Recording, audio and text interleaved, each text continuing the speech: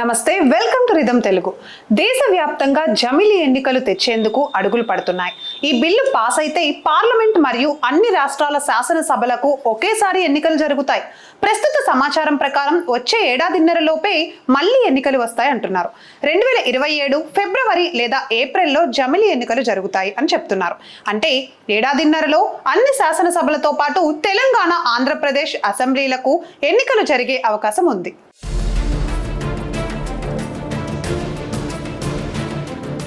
ఇక దేశవ్యాప్తంగా ఒకేసారి ఎన్నికలు నిర్వహించేందుకు వీలుగా రూపొందించిన వన్ నేషన్ వన్ ఎలక్షన్ బిల్లుకు కేంద్ర మంత్రివర్గం ముద్ర వేసింది. ప్రధానమంత్రి నరేంద్ర మోదీ అధ్యక్షతన జరిగిన కేంద్ర మంత్రివర్గ సమావేశంలో ఈ బిల్లుకు ఆమోదం లభించింది. ప్రస్తుతం జరుగుతున్న పార్లమెంట్ శీతాకాల సమావేశాల్లో ఈ బిల్లును ప్రవేశపెట్టనున్నట్లు తెలిసింది. బిల్లు పార్లమెంట్ ఆమోదం పొందడమే తరువాయిగా ఉంది.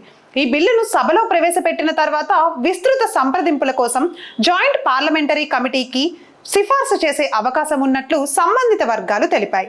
ఇక ఈ బిల్లుపై చర్చించేందుకు అన్ని రాష్ట్రాల అసెంబ్లీల స్పీకర్లను ఆహ్వానించనున్నట్టు సమాచారం.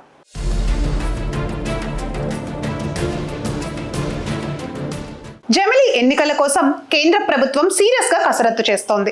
న్యాయ కోవిదుడు మరియు మాజీ రాష్ట్రపతి రామ్నాథ్ కోవింద్ ఆధ్వర్యంలో ఒక కమిటీ వేసి అధ్యయనం చేయించారు. దేశవ్యాప్తంగా అన్ని రాష్ట్రాలలోనూ పర్యటించి రామ్నాథ్ కోవింద్ నివేదికను సమర్పించారు. దీంతో ఇక ఈ నివేదిక ఆమోదం పొందే అవకాశం ఎక్కువగా కనిపిస్తోంది.